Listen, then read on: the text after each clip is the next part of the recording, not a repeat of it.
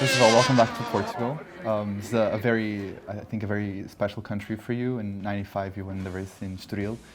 What memories do you have from that specific day and everything that led up to the race?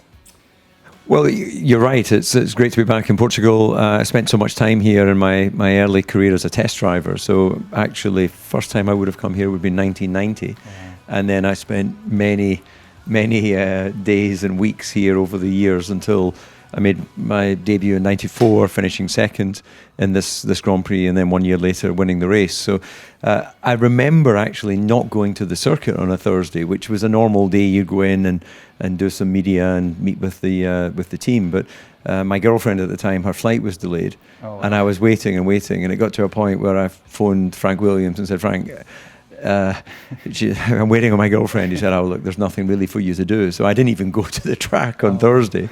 Turned up Friday. I think we had qualifying on the Friday. So I was in pole position. Saturday, again, pole position. And then it was a clean sweep on the race. And I had Michael beside me on the podium and Damon Hill, my teammate. So it was a pretty good first victory. You've raced in so many countries. Do you think that's one of the reasons why Portugal's a special country for you, or is there like other reasons that you think? Well, I've always enjoyed the welcome, the people. Enjoyed the track here. It was a really challenging circuit, so it felt, you felt like a Grand Prix driver when you drove here. So there was nothing really not to like about coming here. So I've always felt good with Portuguese people, and you've got quite a musical language to listen to. I don't speak Portuguese, but when you speak, it sounds, it's easy on the ear. It's very musical, right? It's musical, exactly. Yeah, some languages, it sounds like people are clearing their throat, but yours is a nice language to listen to. Well, thank you. And you're a big part of the motor racing culture here in Portugal. And how does it feel to be part of that culture? Because before Red Bull, there was not a lot of impact in that specific area. How does it feel to be part of that legacy here in Portugal? Well, again, I feel good to come here. I feel good if people recognise that I've played a part in motorsport history here. Portugal has a big influence on Formula One when you look through the years. Ayrton Senna had his first victory here in 1985 for Lotus. He had a home here. He was arguably one of the greatest drivers in the history of the sport. So I think during lockdown or COVID times, we raced in Portimao, which the drivers enjoyed the circuit there. But I think that there's a nice connection between Formula One and Portugal, and it would be great to imagine that we could have a Grand Prix back on the calendar again in the future. Yeah. Would you say it's like a safe place to always come back to? Since you just mentioned coming during lockdown and being able to still do what you love, and Portugal being a part of that. Well, I think that my experience is Portuguese people are service orientated, can-do orientated. How do we find a solution rather than explaining what the problem is? Other nationalities, with the greatest respect, they will start with, the problem is. Well, you wouldn't be asking the question if there wasn't a problem. Right. When you're asking for help from somebody, it's because you need help. Mm-hmm. And I think just the mentality of Formula One is not to talk about what the problem is. We go straight away to talking, right, what can we do to find a solution? Mm-hmm. And I think that's something that, in my experience, Portuguese do. But now, especially, there's a big fan base of Formula One in the younger crowds as well, me particularly too. Have you had a chance to interact with fans from Portugal since you've been back here, and how has that been? Well, we have an event actually after this interview this afternoon. We're going to meet some of the fans of Formula One and some of the people that are coming to the event tomorrow. So prior to that, Portimao, we didn't have spectators because of the lockdown, so we didn't have that situation. But yeah, I've been here for some other filming a couple of years ago, and that was well received. So yeah, so far so good. Is there any specific interaction from the past that you remember with special care? I used to race against a driver called Pedro Lamy, who went to Formula One, but we raced against each other in Opel Lotus and the various formulas coming up.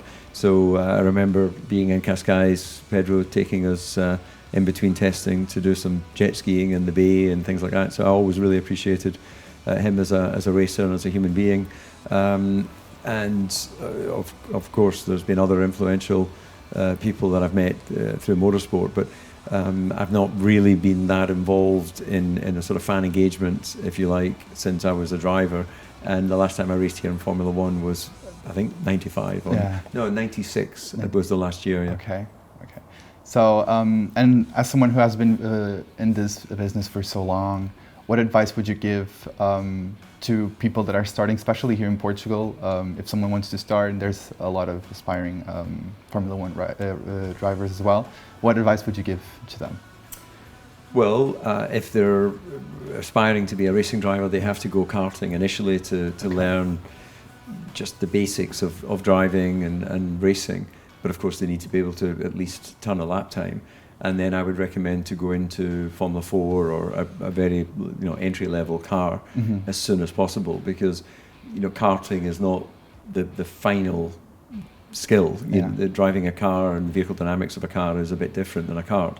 So some people who've been brilliant in karting have been, let's say, average in cars. Yeah. So you really need to get in there as quickly as possible. So I wouldn't obsess about the trophy cabinet in karting. Because ultimately, if you're going to have a career, it's the trophy cabinet in cars that's important. And what's your do you have like a ritual before like getting in the car and doing the race? Is there like a ritual that you usually do, or is just like calm down and just be with yourself and then go? Yeah, I didn't have a particular ritual in terms of visualization or something like that. I would maybe do that more ahead of qualifying, just to really try and understand in my mind what the car was doing in free practice, if we made some adjustments, how I imagine the car's going to feel, because you get very limited time to deliver a lap time. But other than that, it's just about being organised and disciplined. So making sure that your fluid intake is correct and your eating is correct, and the night before the rest is correct. So it's it's about discipline the week leading up to the race, really, and then there's no surprise that you can't handle. Yeah. And what's the biggest thing that Formula One helped you with something else in your life? Like the biggest lesson that you were not expecting to learn from being a racer? Well, I've had so many learnings through being a driver, because you're working with engineers, you're working with designers, these designers are designing software, designing hardware. So it's really a fantastic university of life that goes beyond the skills I have. I didn't study engineering or design at the university. I went straight from business college to being a racing driver. Wow, so cool. It was a different journey. But I've had, I think, such a insight to so many different areas that Formula One touches on. The marketing side, the media side. And I really enjoy that I've had a wide range of opportunity that's come through being a driver.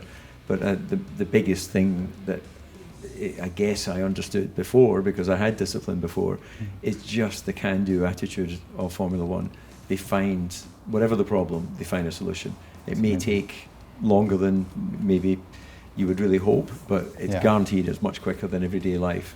Everyday life is so inefficient in many ways. If you wait for a parcel delivery, it comes between 9 and 12. Okay. A Grand Prix starts at 2 o'clock or 3 o'clock, wherever we are in the world, and everyone's on the grid ready to go. Right. So everything's focused on about delivery, and the car gets launched at the right time. They don't delay launches, and you hear so often from companies they delay a product launch because something's not working. Well, they delay it because they can. Right. When you can't, you just don't have the mindset of, let's delay it. You have a mindset of, let's work until we have found a solution. Yeah, it's a teamwork after all, between all these areas. And if you were not a racer, what area from the one would you see yourself in? Engineering, marketing? Is there anything that you love other than being a racer? Well, I guess if I wasn't a driver, then I would never have made my way into the world of Formula One. That's true, Our family business is transport, so I'd probably be working with the transport company. Okay. I don't see myself as a truck driver, so I'd probably be more, customer facing. But I think marketing is an exciting area of Formula One, because you have the insight and engagement with the team, the racing, and plus you meet and work with great companies and partners, and I think that the meeting of people from different industries is an education. So I think that would be a great area. What can fans expect from this Red Bull show run? Well, they can expect a free event where they can get up close and personal to a Grand Prix car. They get the opportunity to be entertained by the sights and sounds of the car. There's also some other of the Red Bull assets running, I think a drift car, and there'll be a motorbike stunt guy as well. So there's really, even if you're not particularly into Formula One, yes, I think that there's enough entertainment to keep people satisfied and give them a little bit of a flavour of what a Formula One car sounds like.